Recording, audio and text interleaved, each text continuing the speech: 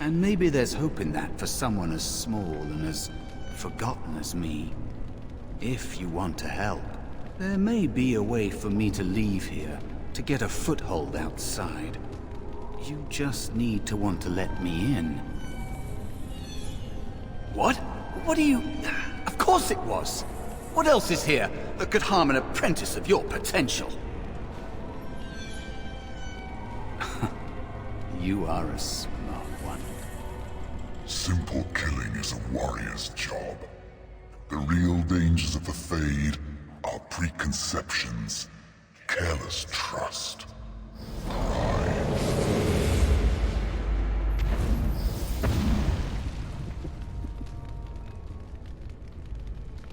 Keep your wits about you, mage.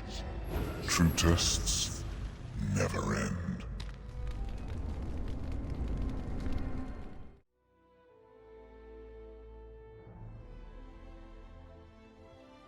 Hello there, you cute people of YouTube. It's Awkward Artie here.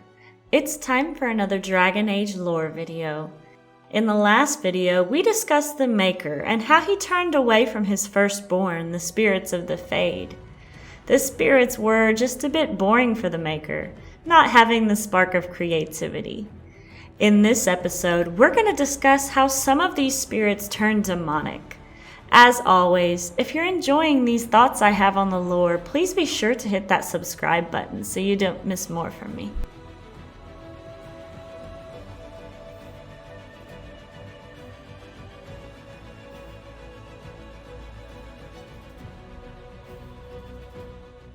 So how did the spirits turn demonic? If you recall in the last video, we discussed how the Maker turned away from his creation, the spirits, due to their nature of being unchanging and reflective of things around them. In the Codex entry of the Maker, it describes how the spirits were only able to mimic the actions and behavior around them instead of actually bringing about new ideas or thoughts. They were basically spoopy parrots. Spirit see, spirit do. They lack a soul after all.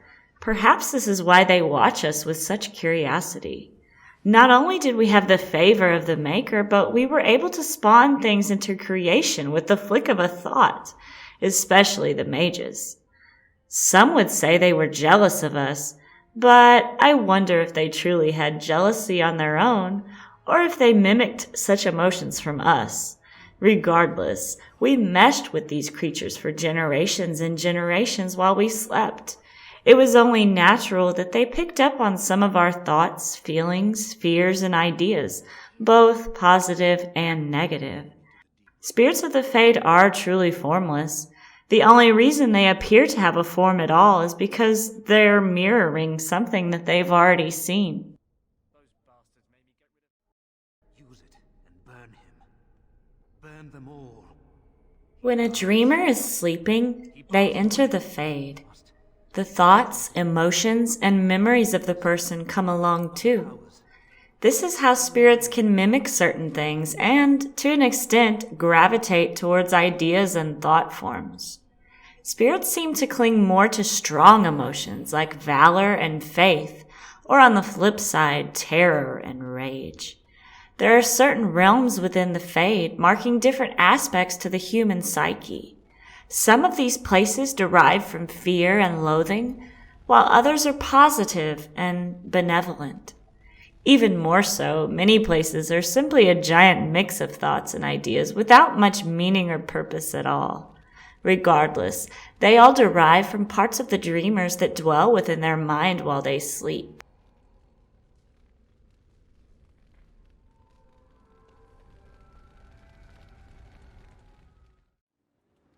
It. My friend is a spirit of wisdom. Unlike the spirits clamoring to enter our world through the rifts, it was dwelling quite happily in the Fade.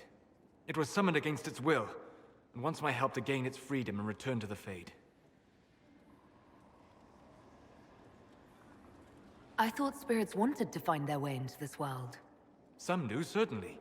Just as many Orlesian peasants wish they could journey to exotic Rivain. But not everyone wants to go to Rivain. My friend is an explorer seeking lost wisdom and reflecting it. It would happily discuss philosophy with you, but it had no wish to come here physically. Do you have any idea what the mages want with your friend? No.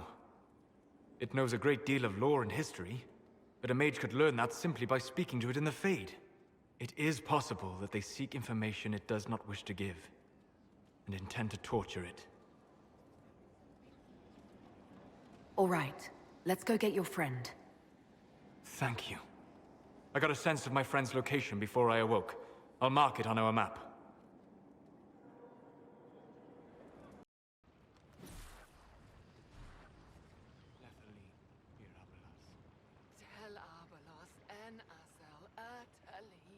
In addition to the idea that spirits mimic the things they experience within the Fade, there's another theory that exists within the lore.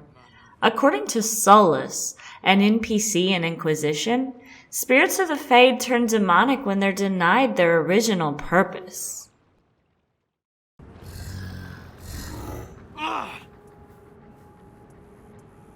The mages turned your friend into a demon. Yes.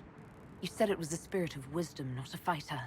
A spirit becomes a demon when denied its original purpose. So they summoned it for something so opposed to its own nature that it was corrupted. Fighting.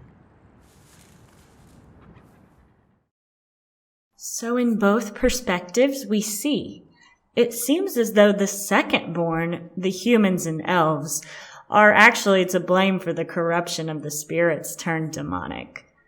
Humans have the capability to be both benevolent and malicious. The spirits simply mimic these behaviors, meaning that some spirits are naturally demonic due to whatever region of the Fade they're living in.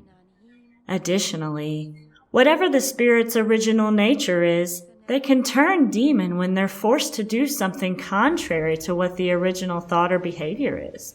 In this case, a spirit of wisdom can turn into the opposite of its nature, a demon of pride. It makes sense that other benevolent spirits can turn into their opposing forces too. Spirits of purpose can turn into demons of desire. Spirits of compassion can twist into demons of rage. And spirits of hope can morph into demons of despair.